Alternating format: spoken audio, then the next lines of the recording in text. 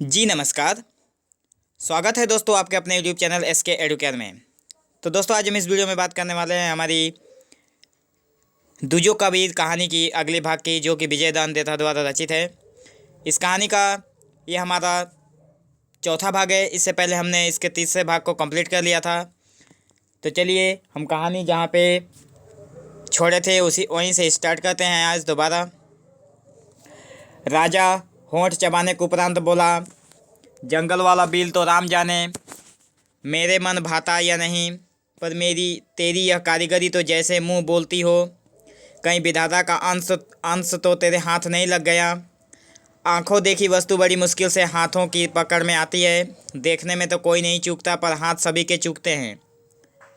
कबीर गर्दन हिलाते हुए कहने लगा। ये ऊपर वाली जो बातें हैं ये राजा ने कहा था कबीर को। फिर कबीर ने गर्दन हिलाते हुए कहने लगा, देखने में चूक होती है तभी तो हाथ चूकते हैं। किसी वस्तु को देखते समय मेरी आंखें हाथ बन जाती हैं और करघे पर बैठते ही मेरे हाथ आंखें बन जाते हैं। राजकुमारी ने पहली मर्तबा इंसान की जुबान से इंसान के बोल सुने। ये तो बराबरी के भाव से बेहिचक बात कर रहा है। इसकी नज़र में तो कोई छोटा बड़ा नहीं। राज दरबार का तो माहौल ही अलग। इंसानों के मुखौटे में वहाँ सियार, कौवे, पिल्ले, गधे और मेमन इधर उधर चक्कर लगाते हैं। इंसान की योनि में आकर भी कोई इंसान की मर्यादा नहीं जानता।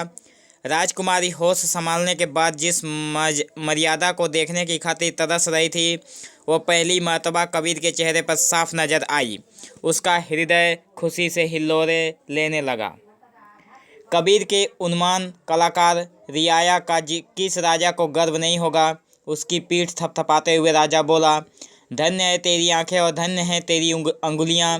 लोग बाग तो डाह से चुगली करते हैं, पर मैं उन चुगलियों पर कान धरूं तो। आज से ही तेरी खातिर राज्य का खजाना आठों पहर खुला है। तेरी कारीगरी की मुँह मांगी कीमत दी जाएगी। मन में किसी तरह का संकोच मत लाना। कबीर मुस्कुराते हुए कहने लगा, इसमें संकोच किस बात का? आपको शायद मालूम नहीं है कि मैं बेचने की खातिर बुनाई का काम नहीं करता। इलाके के सेठ महाजन लालच दे देकर हार गए, पर मैंने अपनी कारीगरी को पैसों के बदले नहीं बेचा। जो बात सपने में भी मेरे मन को नहीं जंचती, उसे मानने से क्या फ़ायदा? आप ही फरमाएं। राजकुमारी तो सुनते ही इस बात का मर्म समझ गई, पर राजा एक एक अक्षर अच्छी तरह सुनकर भी न बात का भाव समझा और न जायका। मुकुट और सिंहासन का गुमान ऐसी समझ को अपने पास ही नहीं फटकने देता। नासमझी से गर्दन हिलाता बोला, हाँ हाँ, इसमें क्या बुराई है? मेरी मेहर और राज्य के खजाने के होते किसी दूसरे को तेरा माल बेचने की ज़रूरत ही क्या है? अब तो कोई तीसमार खां भी तेरा माल खरीदने की हैंकड़ी दिखाए तो मुझे खबर कर देना, मैं उसे जिंदा ज़मीन में गाड़ दूंगा। समझ गया ना? ठाकुर ने हाँ में हाँ मिलाते ताना मारा, यह तो जन्म से ही सारी बातें समझा हुआ है अन्नदाता, फिर क्यों किसी की बात माने? राजा हामी भरते कहने लगा, ऐसे बड़े कारीगर को किसी की बात माननी भी नहीं चाहिए। अगर तुमने भी ज़बरदस्ती खरीदने की जुर्रत की तो मुझसा बुरा न होगा। फिर कबीर की और मुखातिब होकर राजा ने बात जारी रखी, बोल, इस ठाकुर ने तुझे कभी परेशान तो नहीं किया? इस सवाल के साथ ही ठाकुर का तो जाने समूचा खून ही निचोड़ गया हो। अचिती मुसीबत आई ही समझो। इस कहानी में कबीर जो है उसके बीच ठाकुर है और राजा के बीच जो वार्तालाप चल रहा है, उसी कहानी को हम लोग धीरे धीरे समझ रहे हैं। अब आगे देखते हैं।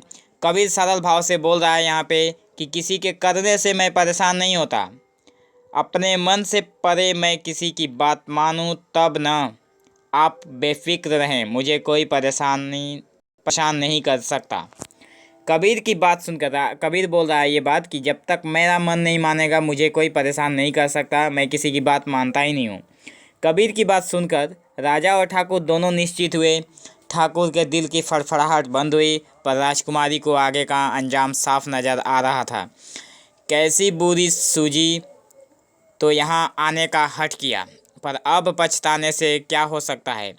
नादान दोस्त भी दुश्मन की गरज पूरी करता है।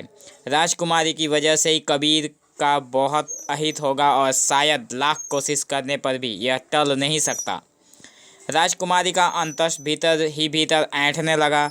आखिर ये बातचीत किस मुहाने पर पहुंचेगी उसे पहले ही सब मालूम हो गया और उपाय की कोई गली या गलियारा नज़र नहीं आया। ये राजकुमारी की बातें कही गई हैं यहाँ पे कि राजकुमारी को कोई दूसरा गली या गलियारा नज़र नहीं आ रहा था राजा से बचने के लिए। राजा ने आज के दिन तक इतनी बातें किसी से नहीं की थी, इसका ख्याल आते ही उसने। तो दोस्तों आज की कहानी हम यहीं पे रोकते हैं। अगर कहानी अच्छी लगी हो तो आप इस वीडियो को अपने दोस्तों के साथ शेयर करें, लाइक करें, कमेंट करें और चैनल को सब्सक्राइब जरूर करें ताकि आने वाले हर वीडियोस की लेटेस्ट अपडेट आपको तुरंत मिलती रहे। तो बने रहिए SK एडुकेट चैनल के साथ। तब तक के लिए धन्यवाद। Thank you for watching this video. Have an awesome day.